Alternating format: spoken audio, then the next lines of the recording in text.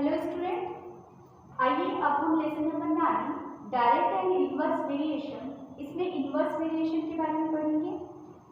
Direct variation का हमने previous video में पढ़ा चुके हैं। इनवर्स वेरिएशन क्या होता है कि जैसे कोई टू क्वांटिटीज है वो इनवर्सली वेरी कर रही है, यानी कि एक अगर क्वांटिटी बढ़ रही है तो दूसरी कम हो रही है, या एक कम हो रही है तो दूसरी बढ़ रही है। तो ऐसा जब हमको वेरिएशन दिखता है तब हम बोलते हैं कि इनवर्स वेरिएशन हो रहा है।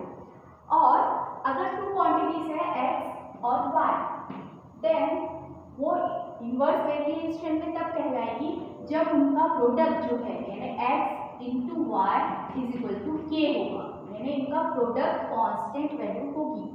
तो हम बोलेंगे कि x and y are in inverse variation.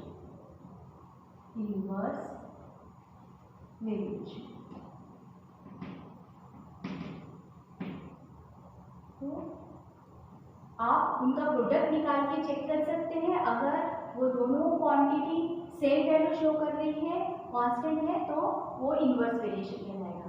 अब हम करेंगे एक्सरसाइज 9.2, उसका क्वेश्चन नंबर 1। क्वेश्चन नंबर 1 है which of the following are in inverse variation with each other. इनमें से कौन से इनवर्स वेरिएशन में, ये हमको बताना है। तो एक क्वेश्चन है the number of burger and number of burger और you can buy with 150 rupees, जो आप 150 रुपीज में ले सकते हैं उतने नंबर ऑफ बर्गर, और cost of each burger, cost of one burger. तो इनके बीच में कौन सा वेरिएशन है ये अगर चेक करना है तो अब देखो कि हम 150 रुपीज में कितने बर्गर ले सकते हैं, तो वो बर्गर की कॉस्ट पे डिपेंड करेगा। अगर बर्गर महंगा रहेगा तो हमको 150 रुपीज में कम बर्गर मिलेंगे, और अगर बर्गर का कॉस्ट कम रहेगा, सस्ता रहेगा वो, तो हमको ज़्यादा नंबर ऑफ बर्गर हम खरीद पाएंगे। यानी ये इसकी क्वांटिटी अगर कम रही तो हमको ये अगर कम में मिल रहा है हमको कम रुपीस में, तो हम ज़्यादा बर्गर ले पा रहे हैं, या ये अगर ज़्यादा अगर इसकी कीमत है तो हम कम बर्गर ले पा रहे हैं। यानी यहाँ पे आपको इनवर्स वेरिएशन दिखता है। तो ए वाला क्वेश्चन जो है वो इनवर्स वेरिएशन का आएगा। Second B, the time taken to finish a given work and the number of men doing the work. ये हमने कल भी आपको बताया था कि अगर नंबर ऑफ मेन ज़्यादा रहेंगे तो कम टाइम में हमारा वर्क कंप्लीट होगा, और कम नंबर ऑफ वर्कर रहेंगे तो हमको ज़्यादा टाइम लगेगा काम खत्म करने को। तो ये भी क्या हो गया, इनवर्स वेरिएशन। एक बढ़ रहा है तो दूसरा घट रहा है, और एक इंक्रीज होगा तो दूसरा डिक्रीज होगा। सी क्या है, the amount of petrol use the distance travelled by A car. यानी कि एक कार का जितना पेट्रोल का पैसा लग रहा है उसके साथ में उसने जितना डिस्टेंस कवर किया उसका वेरिएशन। तो देखो अगर डिस्टेंस ज़्यादा दूर है तो पेट्रोल तो ज़्यादा लगेगा, पैसे भी ज़्यादा लगेंगे पेट्रोल के। लेकिन कम डिस्टेंस कवर करना है हमको तो कम पेट्रोल में काम हो जाएगा और कम पैसे लगेंगे। तो ये इनवर्स वेरिएशन नहीं है, ये डायरेक्ट है। यानी एक बढ़ रहा तो दूसरा भी बढ़ रहा, तो ये डायरेक्ट है।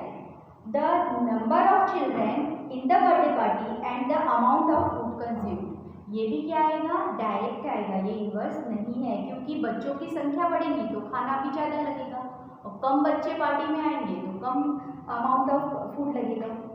ई वाला question, time taken to cover a given distance with variation in speed of vehicle. तो हमको कोई डिस्टेंस कवर करने के लिए जितना टाइम लग रहा है उसके साथ में गाड़ी की स्पीड का हमको वेरिएशन देखना है। तो देखो अगर हम गाड़ी स्पीड में चलाएंगे तो कम टाइम में पहुंच जाएंगे, और धीरे चलाएंगे तो ज़्यादा टाइम लगेगा, है ना। तो यहाँ पे इनवर्स वेरिएशन हो रहा है, ठीक है। तो A, B and E are in inverse variation. अब हम करेंगे question number 2, in which the given table A and B X and Y are in inverse variation with each other. तो आपको बताना है कि इनमें क्या ये इनवर्स वेरिएशन में है क्या। तो हमने आपको बताया है कि इनका आप प्रोडक्ट चेक करोगे, अगर प्रोडक्ट इक्वल आता है तो आप बोल सकते हो कि इनवर्स वेरिएशन में। तो अब ईच क्वांटिटी का हम करेंगे 2 इंटू 16 करके देखेंगे। 2 इंटू 16 32, 4 इंटू 8 वो भी 32, 3 इंटू 12 तो ये 36 आ रहा है, 8 इंटू 4 ये 32 है, 12 इंटू 3 ये 36 है। तो आपको यहाँ दिख रहा है कि x और y की क्वांटिटी सेम नहीं है ना, दोनों भी बदलते जा रहे हैं कि since the product of x and y in each case is not same, same नहीं आ रही है। Therefore, x and y are not in inverse relation.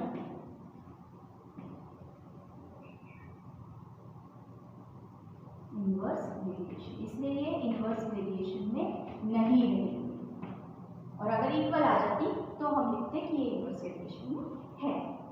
अब हम करेंगे question number 3, filling the missing increase if x and y vary inversely. यहाँ पे already आपको दिया है कि x और y इनवर्सली वेरी कर रहे हैं और मिसिंग नंबर्स आपको फाइंड करने हैं। तो हम इसको कुछ नाम दे देते हैं x1, x2, y1, y2।